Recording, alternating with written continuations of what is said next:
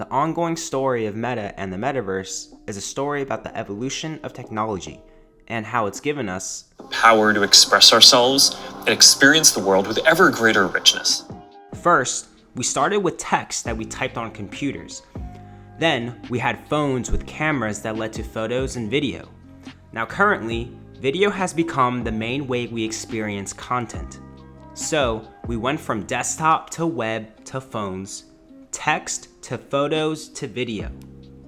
The next evolution is the Metaverse, a fully immersive digital experience, an embodied internet where you will actually be in it.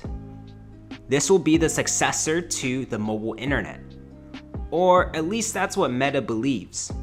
How do we build for it?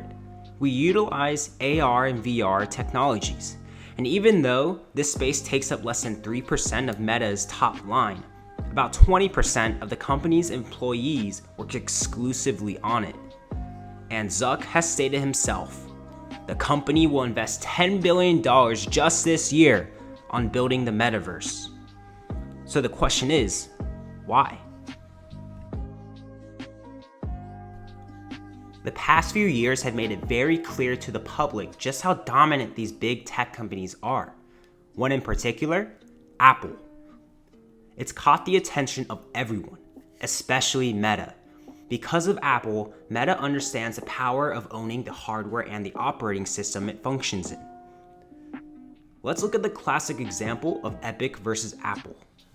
Just as a refresher, this was a lawsuit brought by Epic Games against Apple for the tech company's monopoly and abuse of power, particularly its questionable practices in the iOS App Store. Now, Apple charges roughly 30% revenue cut for each purchase made in their App Store. Because of this, Epic pretty much gave them a big middle finger and made changes to Fortnite on iOS to bypass their payment system. It's no surprise that Apple noticed. So, they blocked their game from their store, asserting that Epic breached its terms of contract. This led to Epic's big lawsuit. They also filed a similar lawsuit against Google for their Play Store. But that's another story. So, why is this important? Well, it shows that Apple can write their own rules because it's their platform. They determine the terms of service and whether or not something breaches it, cutting out any serious competition. Meta knows this, and they've clashed with Apple many times before, like with Facebook Gaming and Apple's app tracking transparency. So, Mr. Zuckerberg not only sees the Metaverse as an emerging field, but as an opportunity for a fresh start. An area where the market for AR and VR technologies isn't yet dominated by one or two companies. It's still up for grabs. Even though the idea with the Metaverse is that it's open and won't be owned by any centralized authority, Meta still aims to own a significant share of the hardware and operating system of the future. They want to be the ones to set the rules and regulations. They want the power Apple has for mobile, but for this new space. So they can essentially do what Apple does with taking large revenue splits with app developers and cut out serious competition. Ha! Hypocrites! Meta has also been acquiring small to mid-sized AR/VR studios for the past few years. Their latest ones were Within, a studio behind the VR fitness app Supernatural, and Big Box VR, the studio behind the popular VR battle royale game Population 1. Previous acquisitions include Beat Games, Sanzuru Games, Ready at Dawn, and Downpour Interactive. So, what does the social media giant get out of buying these studios? Well, 3 things. First, they gain the rights to the apps themselves. Apps and games that focus on, well, social. Here's what a spokesperson for Meta said after the acquisition of Pop One. We continue to invest in content that fosters social connection, and we believe Pop One delivers this experience to the VR community in spades within a super fun gaming experience. Second, it gives them greater control over the destiny of VR apps with the crazy talent they've acqui-hired.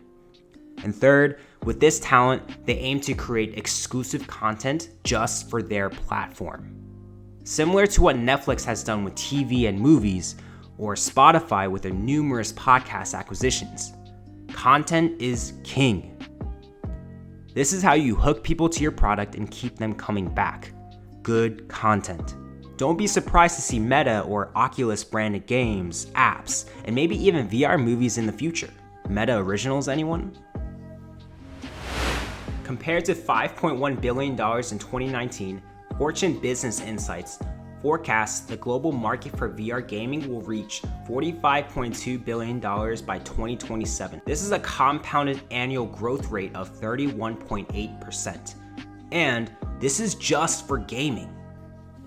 Mr. Zuckerberg has said augmented and virtual reality are going to unlock a massive amount of value, both in people's lives and the economy overall.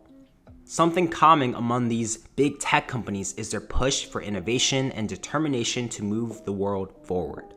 Or it's their constant quest for money and power. Either way, it's still cool and exciting to see how far we've come and where we're going. With AR and VR technologies, there are so many new possibilities from fitness, productivity, education, commerce, and of course, gaming. This is going to fundamentally change our lives and the way we experience the world. So whether you like it or not, with over 3 billion users, Meta is at the forefront of leading us to this new paradigm. By now you might be wondering, okay, this is all grand and visionary, but I hate Facebook, or everyone I know hates Facebook. Who will actually buy into this? And this is a valid point. Facebook, or Meta, is notorious for many unethical things. But while people say they hate the company and completely dismiss them for their corrupt ideologies, on the macro level, the data actually tells a different story. Quarter after quarter, year after year, we've seen the company increase their revenue, increase their user base, and beat analyst expectations. In 2019, they had a total revenue of $70.6 billion. In 2020, it increased to $85.9 billion, which smashed analyst expectations. Now, in 2021, they've increased even more to $109.5 billion. Just on Christmas, the Oculus virtual reality app reached the #1 spot for top free apps in the iOS App Store. So Meta is doing very well, contrary to the hate it's been getting. They're definitely aware of their brand problem, which was a big factor in their brand update. But they also know that if they focus more on building an amazing and sticky product ecosystem, it won't matter as much. By owning the hardware, owning the operating system, and providing exclusive content for their platforms. This is how they'll hook people, keep them coming back, and shut out competitors in this new lucrative market, the sticky product ecosystem. They cater to people's psychological wants and needs, not what they explicitly say. What the pandemic has shown us is that humans inherently need social connection, and Meta wants to be your go-to platform for that for years to come. To conclude this, let's take a look at the history of technology platforms in the past 50 years. In the 1970s, we had the computer revolution. In the 1990s through the 2000s, we had the internet revolution. In the 2010s, we saw the rise of smartphones and the mobile revolution. And finally, the next big wave beyond 2020. It's the Metaverse. It's crypto, NFTs, blockchain, AR, VR. It's going to be a battle between tech companies. Who's going to win? Who will take the market in their respective industries? Will it be Meta for the Metaverse, Apple, Microsoft, Google, or will it be some no-name bootstrap startup that's currently working in their parents' garage? Let us know in the comments. We're dying to know.